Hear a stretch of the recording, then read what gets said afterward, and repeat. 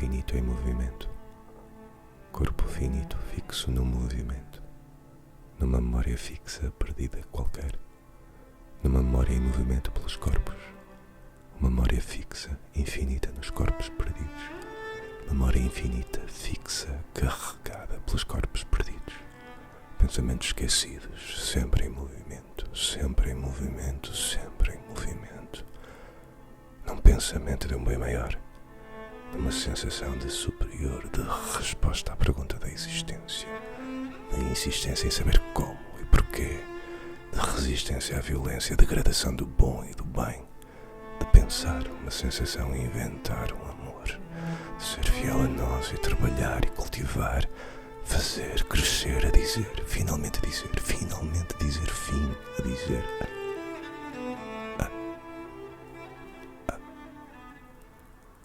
Esta ideia surge da inquietação de querer explorar então o que é o lugar da espera em relação com o mito da Penélope, que na altura também a Odisseia estava em cima da mesa, esse mito, usar esse mito e se calhar tudo partir daí. E a relação com a matéria, já que na Penélope ela está a tecer então há uma matéria têxtil, então descobrir que matéria é esta que este homem vai urdir. O nome surgiu numa conversa que estávamos a descobrir o que ainda íamos fazer a partir de uma ideia inicial de espera, e surgiu o nome urdir. Relação associada à espera da Penélope, acima de tudo. Sim, da Penélope da Odisseia, não é? Sim. Este urdir veio de pensar como é que as coisas se cruzam e se ligam. E como a ideia era partir do figurino, achámos interessante fazer esta ponte da palavra escrita com a própria concepção do figurino. Nesta lógica que o urdir há uma ação física, não é? Há uma ação do fazer e uma ação que se repete, que é contínua e que por vezes, na maior parte dos casos, também tem um lado muito de artesania. Sim. Então, que se linka com a escrita, com a própria escrita de estás a urdir palavras, estás a construir frases. E então o nome fez sentido mediante todas as premissas que nós queríamos. E mais diretamente com o mito de Penélope, não é? Porque a história da Penélope é estar à espera e faz de tudo para continuar nesse lugar à espera, para não se confrontar com a sua realidade. E neste caso, a ação que ela tem na sua própria espera é construir e desconstruir um tear, que também está associado a essa concepção do figurino. Urdir não é mais do que atravessar linhas de teia na trama. Há esta ação direta com o tecer. E o que torna mais giro é também a relação de trama com ficção. Então também estamos a tecer uma ficção. Então o nome reuniu tudo isto. E é engraçado eu agora pensar, olhando para trás, da forma como a própria palavra foi contagiando todas as áreas, não é? Sim. Como pensámos neste objeto também em cocriação. A proposta sempre foi, de algum modo,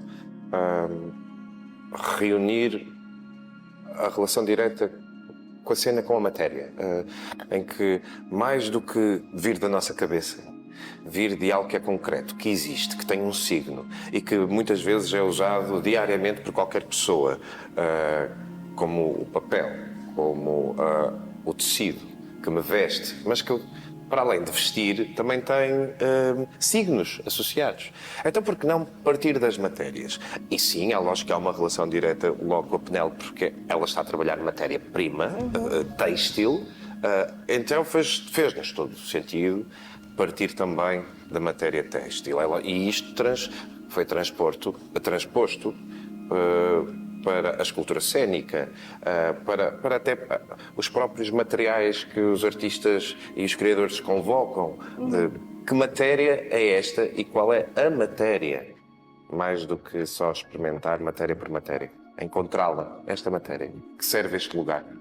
E então, como isto é uma cocriação, quando havia uma proposta inicial de, por exemplo, nós demos sempre liberdade total para cada pessoa pensar este lugar da espera segundo a sua própria perspectiva e a sua lente. E então isso também levou-nos a outros sítios, a trazer outros materiais. Exatamente por estarmos a propor uma experimentação ou uma possibilidade de termos tempo de experimentar, este projeto tem um espaço dilatado no tempo. Não é convencionado que muitas vezes estamos a fazer um espetáculo com 5, 6 semanas e estamos todos a trabalhar no mesmo lugar para o mesmo. Aqui começámos a trabalhar meses antes.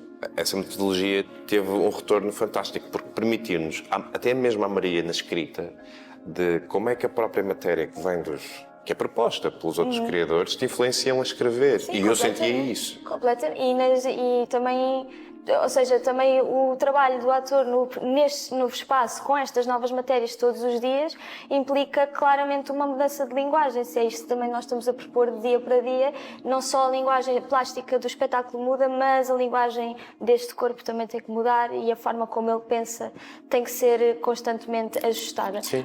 Que é isso que também nos interessa. Assim é que cada criador, acima de tudo, faça, paralelamente com a investigação e o desenho deste espetáculo, mas que investigue por ele próprio sobre o lugar da espera, o que é para ele este esperar. É um lugar ativo, passivo, é transversal, não é? Presente é dizer ir. E ir. Ausente é um estado. Presente é um estar.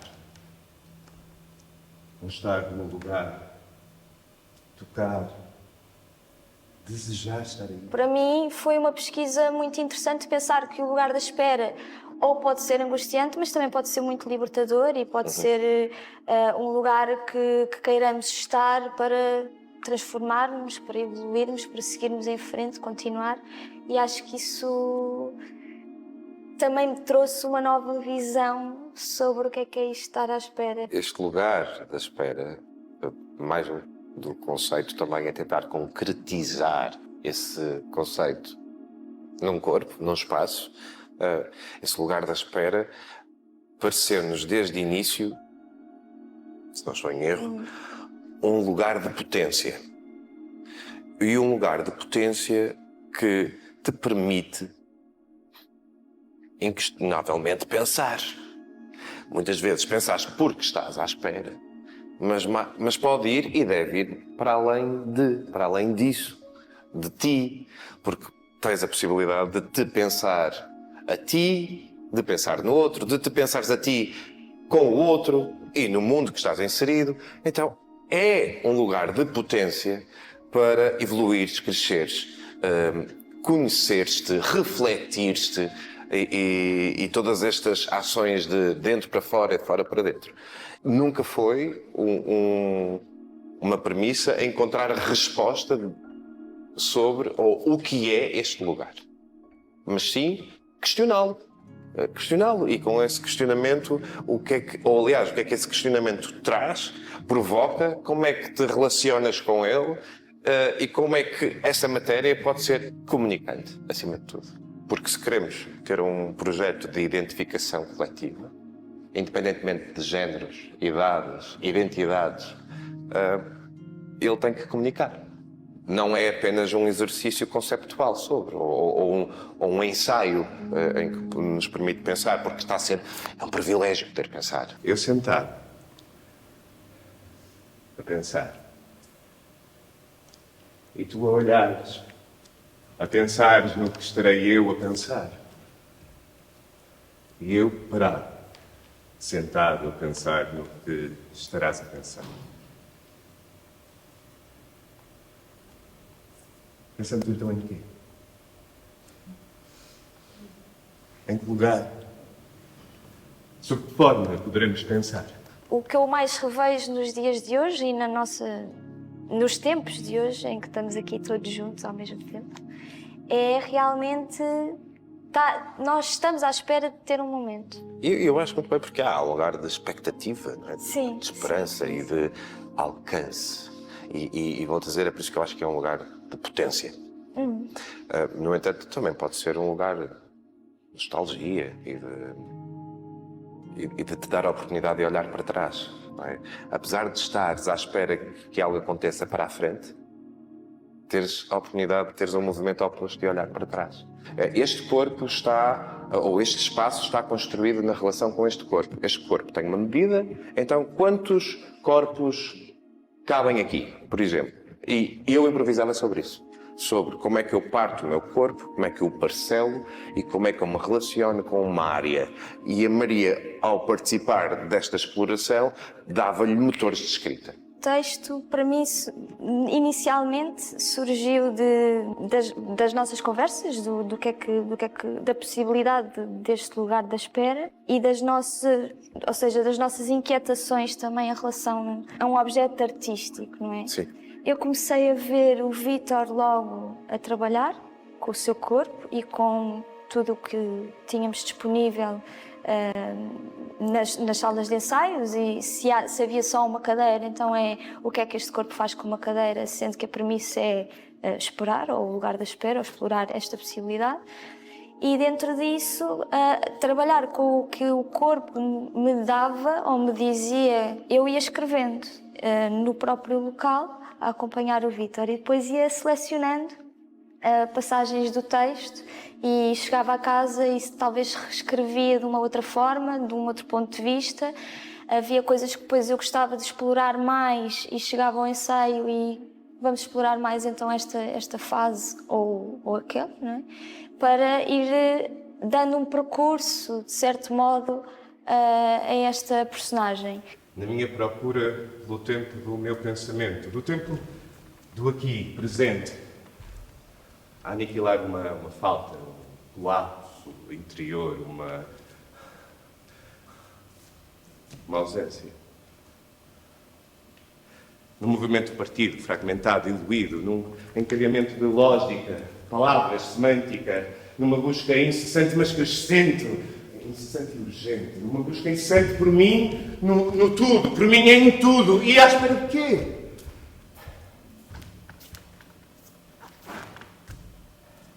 À espera de quê? Então, levanto-me e ando sempre em frente. O corpo leva-me. Saio e olho e vejo-me a pensar. Tudo não passa de um peso deitado sobre a manta.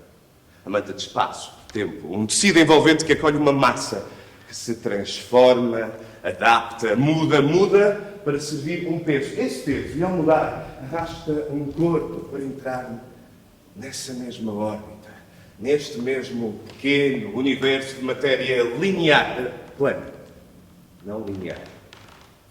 Seguindo essa direção, transformada pela consequência da existência, partículas que eu não consigo compreender. Pequenos, mas não consigo compreender. Não consigo. Eu não as vejo, eu não as ouço, eu não as sinto. Essa inquietação era transposta, ou eu absorvia-me dela para encontrar outras e perceber como é que no meu corpo essas inquietações tinham espelho e como é que o meu corpo as resolvia ou as dava corpo. O processo de escrita partiu essencialmente de estamos no ensaio, a improvisar, eu estou a ver um corpo e esse corpo está-me a dar algo que eu transformo em linguagem poética.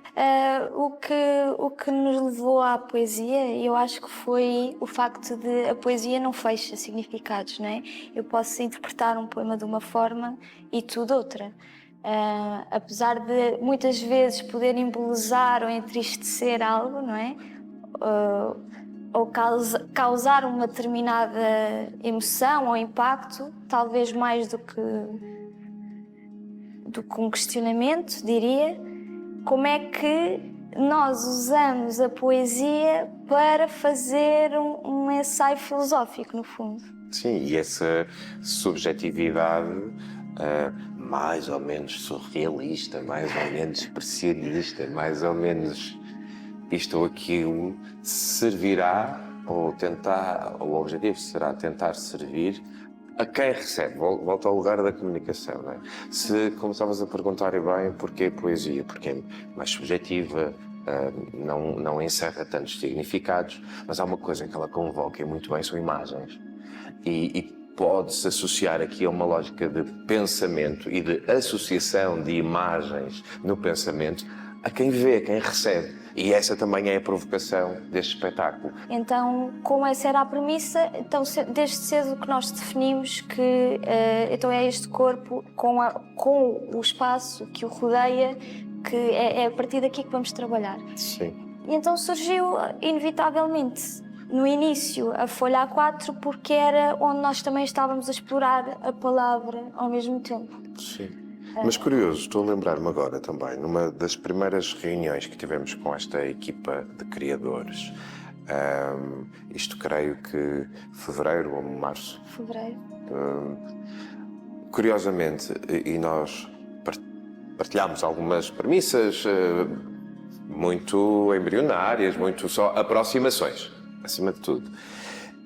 Mas houve um comentário geral do figurinista e do próprio Flávio, o figurinista é o Jordan dos Santos e o Flávio Rodrigues do Espaço, que se relacionaram logo com matérias vegetais, de uma ordem do orgânico, por imediato. E não sabemos bem porquê, se nós condicionamos isso ou não, de algum modo. Não creio, porque na altura houve uma proposta tua de texto, de um poema, sim. E desse poema, e talvez, por eu dizê-lo daquele modo, naquele movimento, a recepção foi essa, parece-nos, posso citar, parece-nos que estes materiais serão da ordem do vegetal ou do orgânico. E de repente concretizou-se também aí, a verdade é essa, porque o próprio figurino é composto por linho. Então, linho é vegetal, a folha de papel vem do vegetal. Elas próprias estão relacionadas, ou estas duas matérias estão relacionadas, sem se estarem propriamente, mas estão. Partículas que são corpos. Corpos que pesam milhões mais do que eu. Milhões não sei o quê, não sinto, mas penso. E tento compreender a mais pequena partícula, o mais pequeno átomo, o início, compreender o todo, e então tudo escuro. Partícula ínfima, tão pequena e tão pesada, suga tudo. Tão grande e tão leve, suga tudo. Tão pesada e tão maçuda, suga tudo. Tudo é sugado para um nada que destrói. Como é que é possível? Como é que é possível? Não compreendo. Se acontecesse agora mesmo, eu não teria tempo para pensar. E, no entanto, vejo, parar a pensar. E o tempo a passar. E eu a pensar neste oco, neste vazio, no nada. E à espera de quê?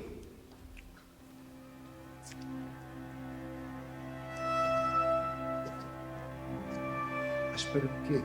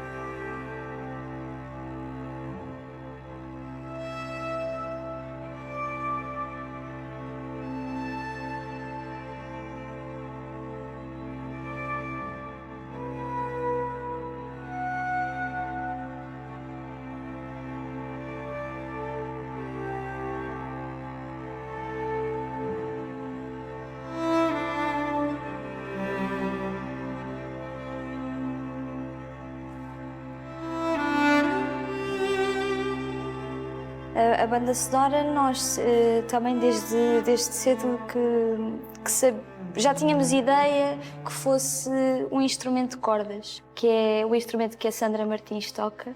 Como tem duas linhas, aliás, mais do que duas linhas, mas há uma linha que atravessa várias linhas, dá esta ideia então da teia e da trama. E então pareceu-nos justo, e pensando também olhando para trás, que chegámos a esta conclusão que cada área tem apenas um elemento, não é? Por exemplo, a cenografia tem o papel, o figurino tem o linho, a banda sonora tem a corda e talvez o desenho de luz chegou-se a falar de poder ser um efeito para o espetáculo todo, que desse uma noção de tempo. Até falámos sobre essa questão. Fomos percebendo que este lugar deve ser ou poderá ser muito económico. E quanto mais económico for, mais ele poderá ter a capacidade de ser outras coisas. E é muito curioso que em processo, sempre que trazíamos algo novo, e neste processo da adição, não é? Porque vais trabalhando sobre o que vais trazendo. E então trazias algo novo e inevitavelmente tinhas que tirar qualquer coisa. Raramente a acumulação era um caminho justo. Trazias algo, tens de tirar. Vamos percebendo isto com o Flávio, com todos, com o Pedro, que este lugar precisa de ser económico e de ter algo de sublime, para permitir que todos o componham. A proposta de cocriação inicial é como é que, por exemplo, o Flávio pensa este espaço que viva por si só. O que é o lugar da espera para ti?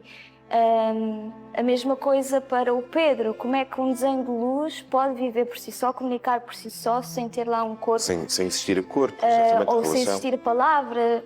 E então esse sempre foi o desafio. E de repente é como é que estas propostas a que todos os criadores foram chegando coexistem no mesmo espaço. E esse agora é o desafio também. E esse desafio não foi lançado apenas aos criadores das artes performativas, mas também aos criadores das artes plásticas, porque nós paralelamente estamos a construir um livro, porque o texto é inédito e achamos que faz todo sentido, então também desafiámos um pintor a dizer, e para ti, como é que tu encontras o teu lugar da espera através da tua expressão, da tua linguagem? Então, as coisas começaram aqui, urdiram-se.